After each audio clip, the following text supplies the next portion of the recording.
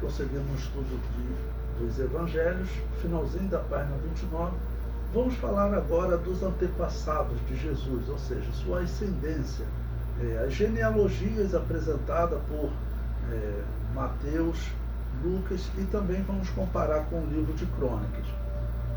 Bom, eu coloquei aí para vocês textos que eu uso para fazer essa cronologia e essa comparação.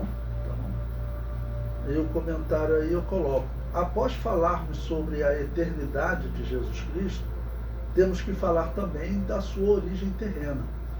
Os evangelhos nos apresentam duas genealogias. A de Lucas vai até Adão e a de Mateus vai até Abraão.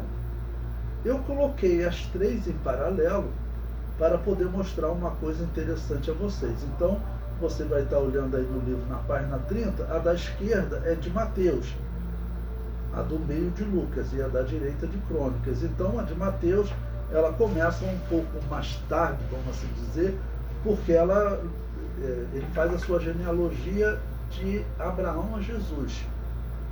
Lucas, já no caso, falou até Adão, o que também foi feito pelas Crônicas. Mas por que eu coloquei essa separação? Vai aí no livro até na página 31 e você vai encontrar aí o nome em negrito: Salomão, depois Natã e depois Salomão.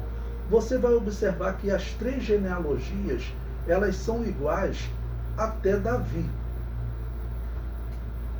Mas o filho de Davi, que vai gerar a genealogia de Mateus, é Salomão. Porém, o filho de Davi, que gera a genealogia que aparece em Lucas, é Natã. E a partir disso, se você for olhando para baixo, você verá que são todos diferentes. O filho de Salomão, Roboão, ele vai governar. Então, a história do Antigo Testamento aparece a genealogia de Mateus. Mas Lucas, ele cita personagens que não aparecem na história. Então, por quê? Porque foram filhos secundários de Davi. Mas eles teriam direito ao trono também? Sim. Ok? Teria direito ao trono? Sim. E exatamente a descendência de Salomão, nessa descendência de Salomão, é que nós teremos exatamente o exemplo de pessoas que Deus diz que eles não poderiam assentar-se no trono. Então, para vocês poderem ter um exemplo, vamos abrir aí no livro do profeta Jeremias, capítulo 22.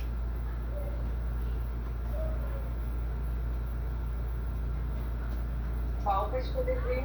Jeremias, capítulo 22, versículo 24.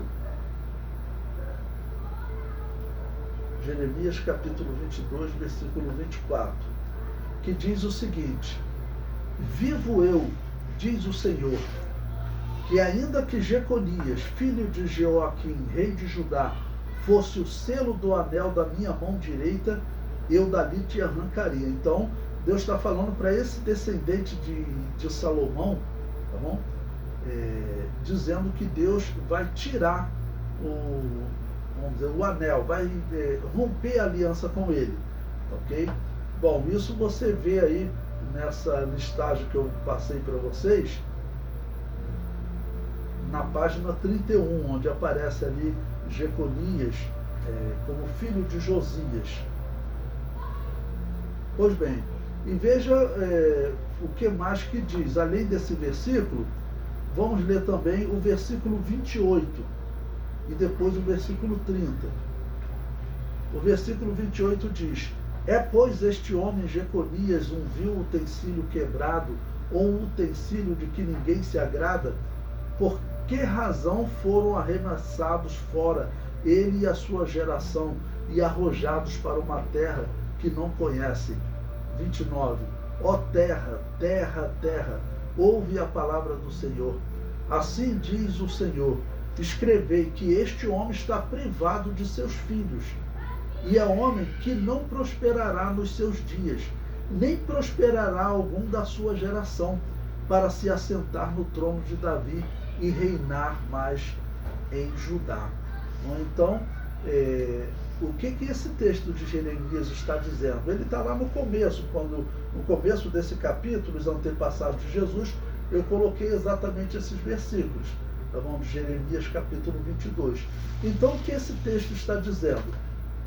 Que se você seguir a genealogia de Mateus, tá bom? Que vai até José, você identifica que José, na verdade, apesar dele ser descendente de Davi, ele não tinha direito ao trono.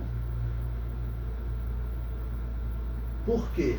Porque ele seria descendente desse homem Jeconias, em que a palavra de Deus foi bem clara, que nenhum descendente dele poderia sentar-se no trono. Então José não tinha mais direito ao trono, ok? E quando você vai na genealogia da coluna central, a de Lucas, você não vai encontrar esse Jeconias. Então Maria não era descendente desse Jeconias. Então, por isso Jesus Cristo tem direito ao trono, sim. E veja como a mensagem de Deus é perfeita, né? Deus colocar que o Messias seria a semente da mulher. A semente da mulher está na profecia, então os judeus não podem negar o fato de Jesus nascer pela descendência de uma mulher. Eles dizem que eles rejeitam, a nossa tradição rejeita. Olha, diante da palavra de Deus, eles têm que mudar a tradição deles. Quem teme a palavra de Deus muda na hora. Se identificou que está errado, não, o temor que eu tenho pela palavra de Deus, eu mudo imediatamente. Então, eu dizia que não pode haver genealogia através de uma mulher. Mas agora, lembrando o texto de Gênesis, que diz que o Messias seria a semente da mulher, ou seja, ele vai nascer sem participação de homem, então eu não posso mais negar que a genealogia seja feita por uma mulher. O comentário prossegue. Mateus cita a sua genealogia até Davi e até Abraão, para falar da aliança do reino ligada a Davi e falar da aliança da fé ligada a Abraão. O filho de Davi seria rei e o filho de Abraão seria sacrifício, porque Abraão levou seu filho Isaque para sacrificar. A genealogia de Mateus apresenta a ascendência de Jesus através de José, e a genealogia de Lucas apresenta a ascendência de Jesus através de Maria. Mateus usou a genealogia de José, pois os judeus não consideravam genealogia da mulher.